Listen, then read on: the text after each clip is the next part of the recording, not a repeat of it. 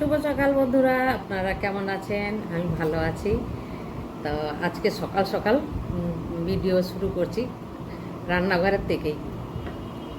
পুজো দিয়ে এসেছি। সকালবেলা যে কাজ থাকে আমাদের আমাদের সেই কাজগুলো আমরা সেরে নিয়েছি। মানে হ্যাঁ, আমরা বললে হবে, আমরাই সব কাজ করা হয়ে গেছে।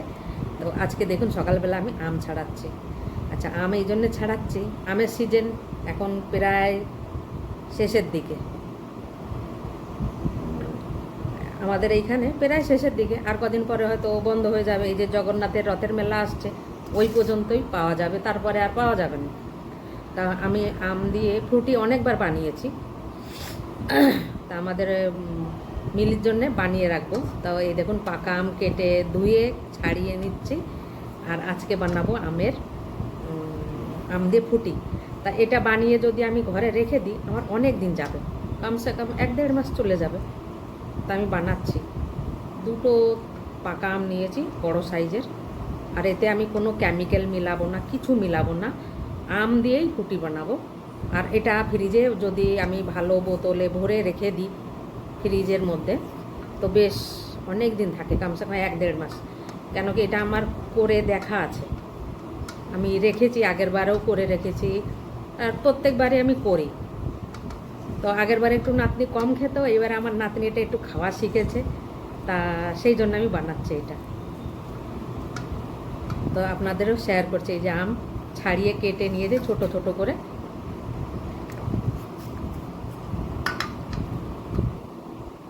গরম হয়ে গেছে।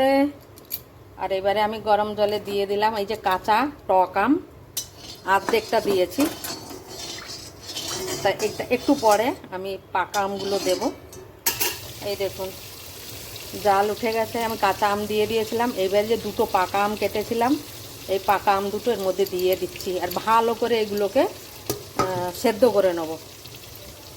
তো দিয়ে দিলাম। আর এই দেখুন ফুটে উঠেছে আমগুলো। আর একটু ফুটাবো এটা, যাতে কাঁচাপন না থাকে, একদম বিলকুলই কাঁচাপন না থাকে, একদম পাকানো হয়ে যায়। আর পেকে গেলে তবেই একে আমি নামাবো। তো এই দেখুন সেদ্ধ হয়ে গেছে আমগুলো, কাঁচা পাকা আম দুটোই। আর এইটাকে আমি নামিয়ে নিচ্ছি এখন জল থেকে, ঝাঁঝরি দিয়ে নামাচ্ছি। আর সেই বড় থালাটাই আমি নিয়েছি, যার উপরে রাখলে পরে তাড়াতাড়ি ঠান্ডা হয়ে যাবে। আর এই যে জলটা দেখছেন গরম রয়েছে একদম, এখন এর মধ্যে আমি চিনি মিলিয়ে দেবো। ঠিক আছে? তা চিনি আপনার হিসাব মতো আপনি মিলাবেন, আমি আমার হিসাব মতো মিলাচ্ছি।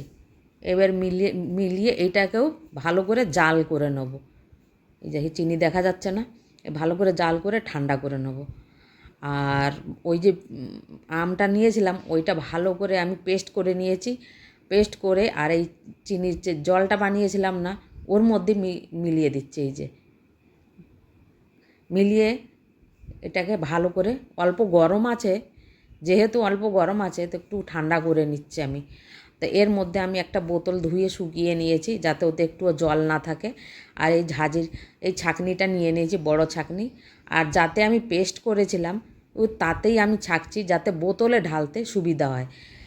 তো এইটা ওই যে আমের পাল্পটা আমি মিশিয়েছিলাম, ওইটার মধ্যে ঢেলে ছেঁকে নিলাম। আর আজকে দুপুরের মেনু পটল ভাজা, কাঁকরুল ভাজা, আর এটা হচ্ছে কচুরলতি, আর এইটা হচ্ছে মোচা বাটা। তো খেতে দারুণ টেস্ট হয়। তো আজকে এই 4 পদে বানানো হয়েছে, তো দেখতেই পাচ্ছেন।